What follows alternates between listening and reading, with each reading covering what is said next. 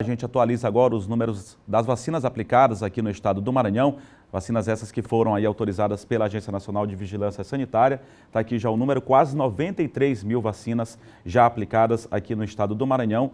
Totalização aí de 92.981 doses, segundo informações da Secretaria Estadual de Saúde, desde o início da campanha de vacinação aqui no estado do Maranhão. 7h28, a gente traz outros números importantes também para estar informando você que nos acompanha aqui todos os dias, que é a atualização dos números da Covid-19 desde o início da pandemia, isso especificamente aqui no estado do Maranhão.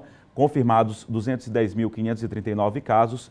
Número de casos ativos, eu chamava a atenção ontem para a gente manter esse controle, já ultrapassou a marca dos 8 mil. Isso segundo a Secretaria Estadual de Saúde, pessoas que atualmente estão infectadas pelo vírus. É preciso manter o controle justamente para não aumentar ainda mais esse número. Ultrapassamos aí a marca de 8 mil casos ativos. Número de óbitos, 4.798. Número de recuperados, 197.739.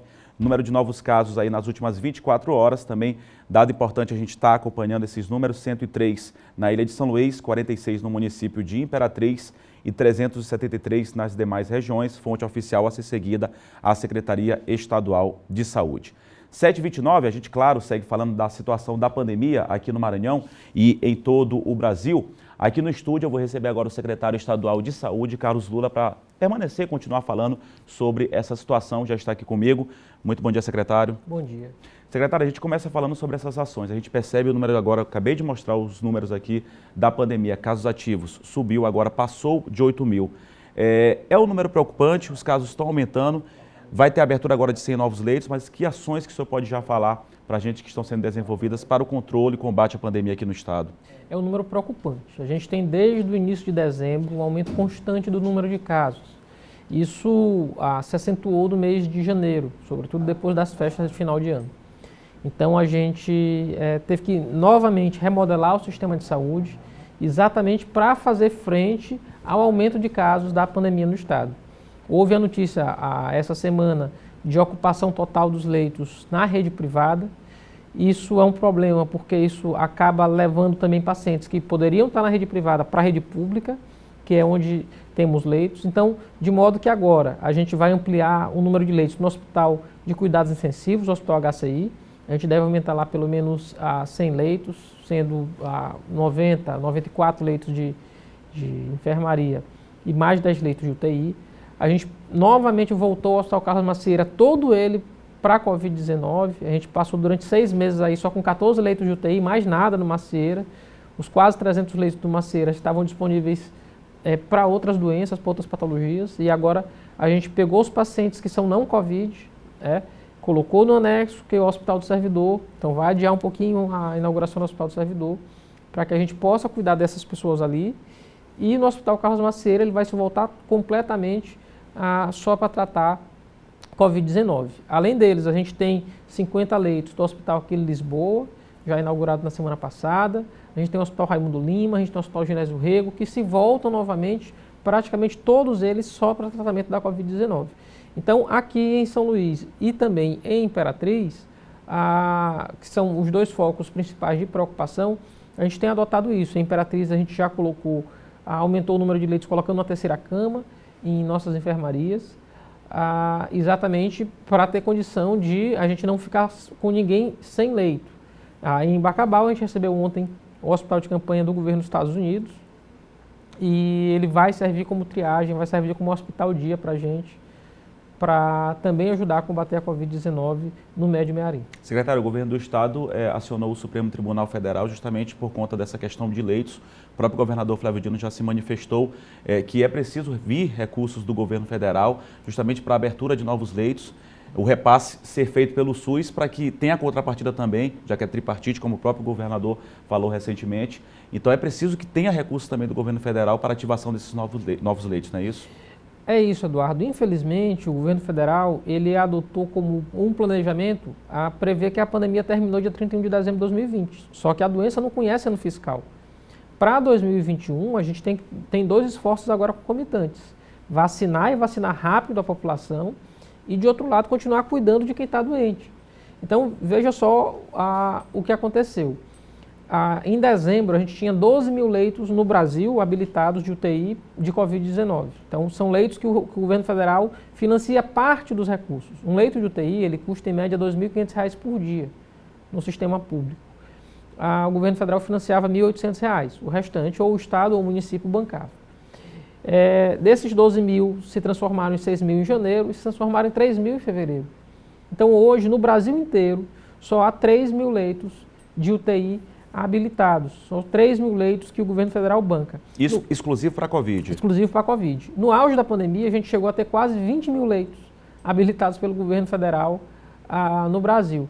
Então, vê que não tem sentido a gente simplesmente considerar que a pandemia acabou. Não acabou. E o que tem acontecido? Estados e municípios têm fechado leitos de UTI porque não tem condição de bancar. É o caso de São Luís. São Luís não tem nenhum leito de UTI hoje. O município de São Luís não tem nenhum leito de UTI, chegou a ter 90 durante a pandemia. Hoje não tem nenhum. Também fruto desse problema de não haver repasse de recursos, não há financiamento adequado do governo federal para o combate à pandemia. Secretário, o senhor falou sobre essa preocupação na rede privada, não é isso que está quase 100%, claro que isso é muito móvel, às vezes uma pessoa tem alta, que a gente sempre torce que a pessoa consiga se recuperar, abre uma vaga, mas isso varia demais. E na rede pública já há uma saturação também. Qual o conselho, qual a recomendação que o senhor dá num momento como esse, quando a gente percebe que recomendações não estão sendo aí seguidas por parte da população? Está se aproximando do Carnaval, apesar de não ter festa, já foi cancelado, mas qual a recomendação, qual o conselho, vendo pela questão da rede pública privada e também pela rede pública do Estado? É hora, sobretudo, da gente voltar para aquelas medidas não farmacológicas, da gente ter cuidado. A gente não vai ter o feriado de Carnaval. Isso também foi uma medida pensada exatamente para evitar as aglomerações, para evitar muita gente em conjunto. O que é que a doença precisa? Ela precisa de pessoas perto uma da outra com contato, porque a transmissão é pelo ar, e sobretudo ambiente fechado. Se você tiver que se encontrar com alguém, tiver que ter uma reunião, seja de trabalho ou algo assim, que tenha em ambiente fechado, ou em ambiente aberto, perdão, não em ambiente fechado, local com ventilação e com o uso da máscara.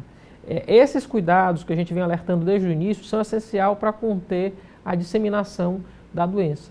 Infelizmente, o mês de janeiro inteiro, eu acho que todo mundo passou a ver novamente pessoas próximas adoecendo, pessoas próximas ou conhecidas sendo hospitalizadas, e aí a gente não sabe ainda, a gente não tem confirmação, mas já teve confirmação no Ceará, teve confirmação no Pará, tem confirmação em outros estados, da nova variante de Manaus, e essa nova variante não só é mais transmissível, mas ela também aparenta ser mais letal.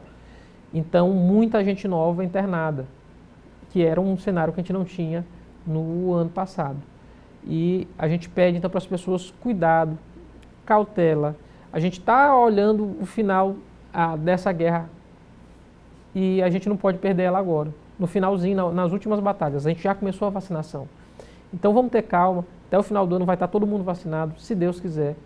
Então, a gente não pode, nesse momento, se descuidar e, eventualmente, ter um colapso no sistema. A gente vai fazer tudo para que não tenha colapso nenhum no sistema de saúde.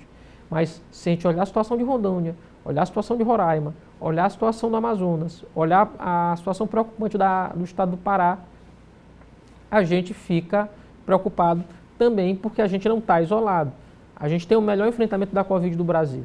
A gente tem a menor taxa de letalidade, a gente tem uma das menores taxas de contaminação, mas isso não quer dizer que a gente está imune a, eventualmente, uma onda avassaladora da doença, infelizmente. Por isso a gente pede cautela das pessoas. Nesse momento é preciso ter cautela. Usar máscara, manter distanciamento social. Não é momento da gente fazer festa. Ainda não é momento da gente fazer festa. Secretaria, a vacinação. O senhor falou desse ponto importante, todo mundo aguardando uma vacinação em massa, claro, apenas grupos prioritários agora, que são pessoas que cuidam, estão na linha de frente, idosos que são mais suscetíveis, mas a vacinação em massa, o que já há de estudo, o que já há de diálogo aí em relação a essa vacinação, poder ser disponibilizada em maior escala para todo o país? A gente tem conversado muito com o governo federal. Infelizmente, houve um erro de planejamento em 2020, não é de agora. Agora, quando o Brasil tenta correr contra o prejuízo, ele olha que tem uma fila enorme de países que estão na frente dele. Isso foi um erro de estratégia. Durante muito tempo, a gente desconsiderou a vacina. A gente tinha que ter apostado em várias vacinas, porque a gente já está vacinando bem. Olha o que tem acontecido em Israel e nos Estados Unidos, que já vacinaram um percentual bem considerável da população. A taxa de hospitalização tem diminuído, e diminuído consideravelmente. Isso demonstra que a vacina funciona e tem funcionado bem. Então, infelizmente, aparenta que apenas para o segundo semestre a gente vai ter uma vacinação em maior volume no país, exatamente porque o Ministério errou. Errou lá atrás, errou no planejamento. Para esse primeiro semestre a gente vai ficar recebendo essas vacinas a conta-gotas, infelizmente. Pequenas doses, recebendo semana sim, semana não. No domingo nós recebemos novas doses, então isso permitiu que a gente não tenha uma quebra no processo de vacinação, mas o horizonte aparenta da gente ficar até o mês de junho e julho recebendo pequenas frações de doses. Recebe 100 mil, recebe 40 mil, recebe 50 mil doses, e assim de pouquinho em pouquinho a gente vai muito lento. A gente deve acelerar esse processo só no segundo semestre, infelizmente. Secretário, é um jogo de quebra-cabeça, né? Porque tem a questão das 2 doses, se recebe, tem que planejar, ver que já recebeu a primeira dose, porque cientificamente já foi comprovado, não imuniza a pessoa totalmente, tem que receber a segunda dose, então preciso fazer esse planejamento para todo o estado, né? E até para todo o país, claro. Isso, então a segunda dose a gente já fraciona. A gente reteve a segunda dose exatamente para que não acontecesse esse tipo de problema. E já começamos a distribuição da segunda dose para todo o Maranhão. Então, as pessoas já começaram essa semana a receber a segunda dose da vacina, aqueles que foram os primeiros imunizados. Secretário, eu gostaria de agradecer a sua presença aqui. Eu não poderia deixar de ressaltar aqui, reforçar a grande homenagem que vocês estão fazendo na escadaria lá do IPNE, aos profissionais de saúde, que eu sempre destaco aqui que são profissionais importantes, não só nesse momento de pandemia, têm sido muito guerreiros aí.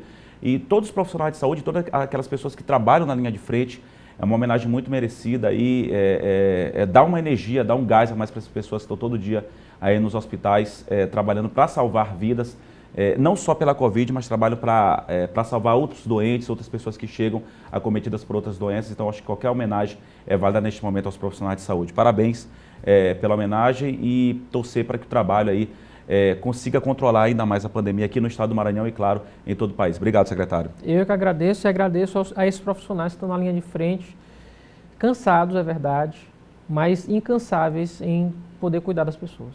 Obrigado. Recebemos aqui o secretário estadual de saúde, Carlos Lula, e também presidente do Conselho Nacional de Secretários Estaduais de Saúde, isso de todo o país.